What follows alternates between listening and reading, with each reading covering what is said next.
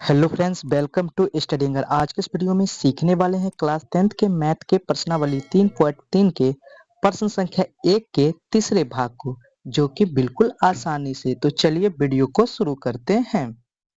तो दिया हुआ है, निम्न समीकरणों के युग्मों को विलोपन विधि तथा प्रतिस्थापन विधि से हल कीजिए। तो देखिए इसमें क्या कह रहा है, दो विधि। पहला है आपका विलोपन विधि और दूसरा है प्रतिस्थापन विधि।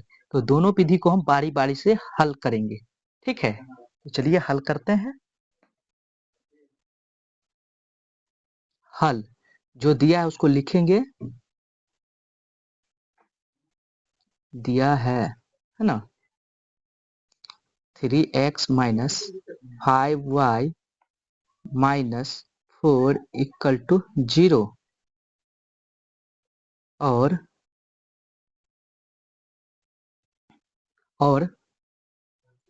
9x equal to 2y plus 7। अब देखिए यहाँ पे क्या है, 3x minus 5y minus 4 equal to 0। इसको हम क्या करते हैं, व्यवस्थित कर लेते हैं, इसको सजा लेते हैं।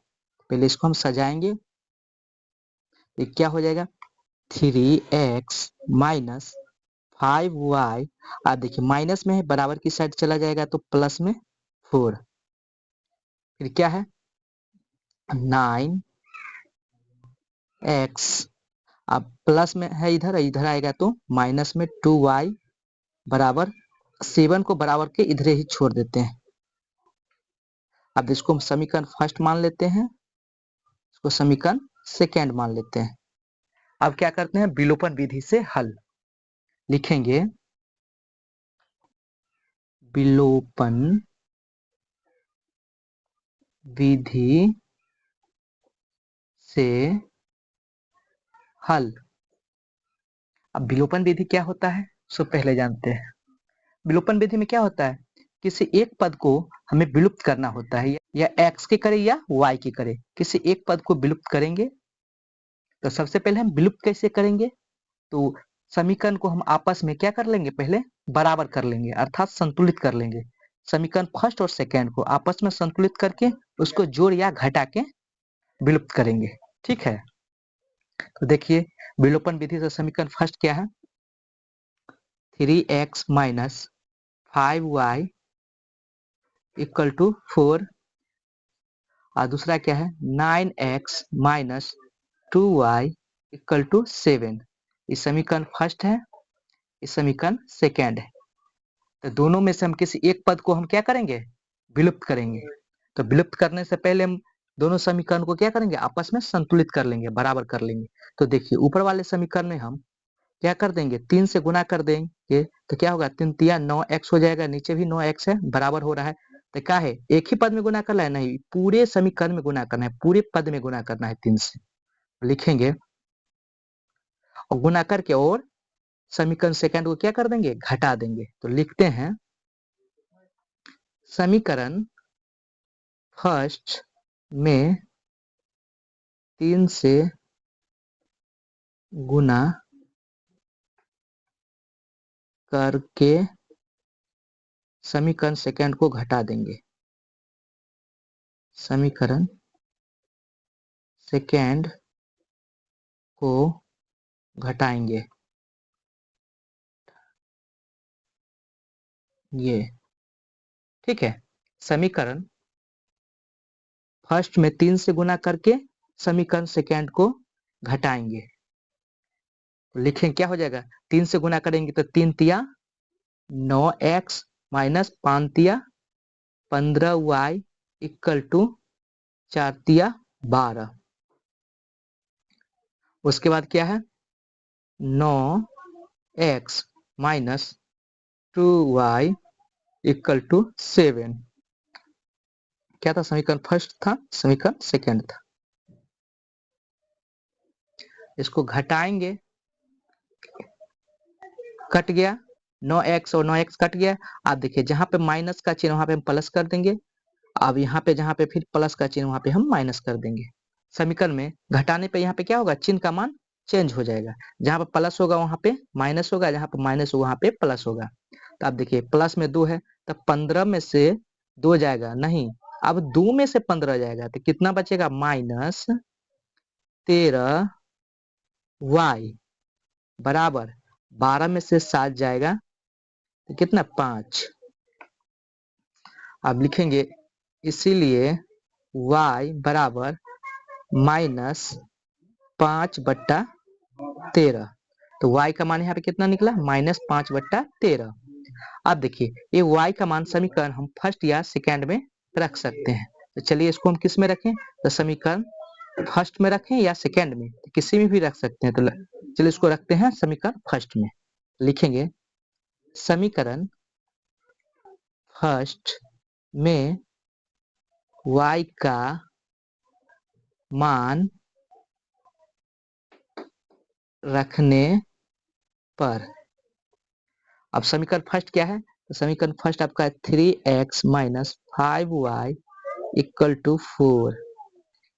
ठीक है, अब देखिए 3x - 5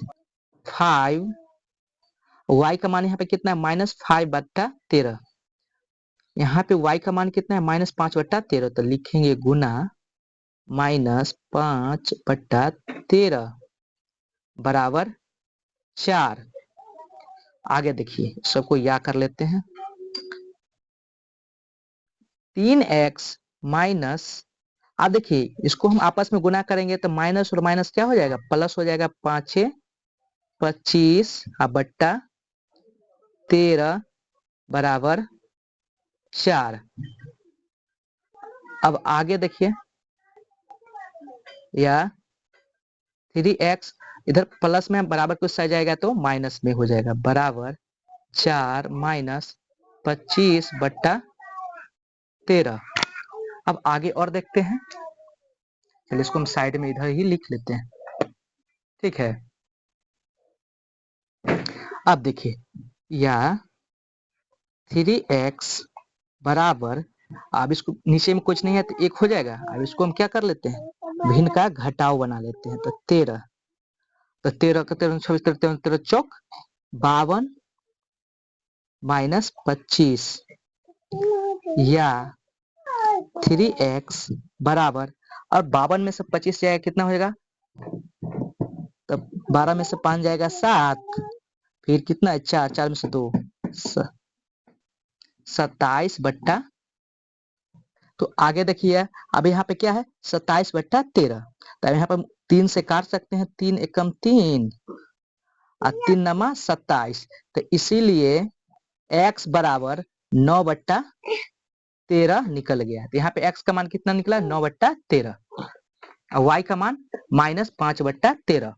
अब चलिए हल करेंगे प्रतिस्थापन विधि से। हल प्रतिस्थापन विधि से। तो समीकरण क्या है, तो समीकरण है आपका, देखिए 3x - 5y = 4। 3x - 5y = 4 समीकरण फर्स्ट। समीकरण और समीकरण सेकंड क्या है, 9x - 2y = 7। 9x - 2y = 7, ये समीकरण सेकंड हो गया। अब देखिए प्रतिस्थापन विधि हम क्या करते हैं, किसी एक समीकरण को हल करके x या y का मान निकालते हैं। अगर समीकरण फर्स्ट को हल करेंगे तो x या y का मान निकालेंगे, वो x या y का मान समीकरण सेकंड में रखेंगे। अगर समीकरण सेकंड को हल करके x या y का मान निकालेंगे तो समीकरण फर्स्ट में रखेंगे।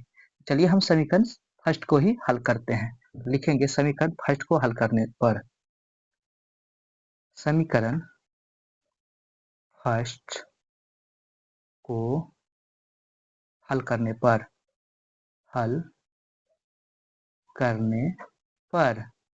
तो समीकरण फर्स्ट आपका क्या है 3x - 5y इक्वल टू 4।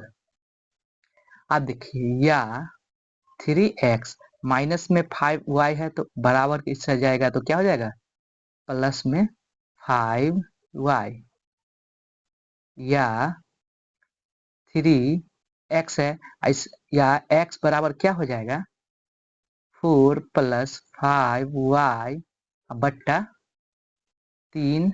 इसको समीकरण हम थर्ड मान लेते हैं। क्या मान लिए समीकरण थर्ड। अब देखिए इस समीकरण थर्ड है, अभी x का मान हम किस में समीकरण सेकेंड में रखेंगे। लिखेंगे समीकरण अब समीकरण सेकेंड में x का मान प्रतिस्थापित करने पर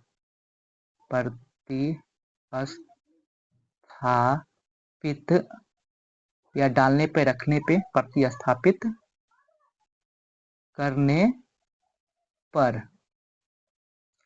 तो आगे देखिए समीकरण सेकेंड क्या है, समीकरण सेकेंड है 9x माइनस 2y बराबर 7। अब देखिए यहाँ पे x का मान लिखेंगे तो 9, x का मान कितना है तब 4 प्लस 5y बट्टा 3 माइनस 2y बराबर 7। आगे देखिए इसको हम बारी बारी से गुना कर देंगे तो कितना हो जाएगा 9 चौक 36 प्लस 9 पाँचे 45 y बट्टा 3 माइनस 2y बराबर 7। सब में या का चिन्ह लगा देंगे। या अब देखिए इसके नीचे कुछ नहीं एक होगा, अब इसमें क्या बना देते हैं इसको भिन्न का घटाओ, तो पूरे का लसा लेंगे तो 3 हो जाएगा, तो 36 प्लस 45y माइनस 3 दूना 6y बराबर 7। इसके नीचे कुछ नहीं है तो 1 आ जाएगा। अब इसको हम क्रॉस मल्टीप्लाई गुना कर देते हैं जिसको त्रिय गुना कहते हैं, तो क्या हो जाएगा या 36 प्लस तो 45y माइनस 6y, तो 45y में से 6y जाएगा तो कितना होगा 39y बराबर 7 या 21। ठीक है, या देखिए 36 से प्लस में बराबर कुछ साइड जाएगा तो माइनस में, तो 39y इक्वल टू 21 माइनस 36, या 39y इक्वल टू 21 में से 36 जाएगा तो कितना हो जाएगा तो 5, 6 में से 1 जाएगा 5, फिर कितना हो जाएगा 3 में से 2 जाएगा 1 माइनस 15। इसीलिए y बराबर क्या हो जाएगा इधर गुना में है बराबर को उससे जाएगा तो भाग में 15 बट्टा माइनस में 15 बट्टा 39। अब इसको हम काट देते हैं, 3 से काटेंगे 5 तिया 15, फिर 3 से काटेंगे तो 13 तिया 39 लिखेंगे। इसीलिए y बराबर माइनस 5 बट्टा 13, ये y का मान निकल गया। अब हम x का मान निकालेंगे तो y का मान अब हम समीकरण थर्ड में रखेंगे, तो समीकरण थर्ड में रखेंगे y का मान तो x का मान निकल जाएगा। देखिए समीकरण थर्ड क्या है, समीकरण थर्ड है x बराबर 4 प्लस 5y बट्टा 3, तो इसमें हम y का मान रखेंगे। तो चलिए इधर हम पलट के लिखते हैं, इधर लिखेंगे समीकरण थर्ड में y का मान रखने पर, तो समीकरण थर्ड क्या है x बराबर, देख लेते हैं एक बार, x बराबर 4 प्लस 5y बट्टा 3, x बराबर 4 प्लस 5y बट्टा 3। अब देखिए y का मान क्या निकला है सो लिखेंगे x बराबर 4 + 5। अब y का मान इसमें हम रखेंगे, तो y का मान क्या है? y का मान आपका निकला है -5/13। तो लिखेंगे इंटू -5/13। अब पूरे का बट्टा में कितना आ जाएगा? 3।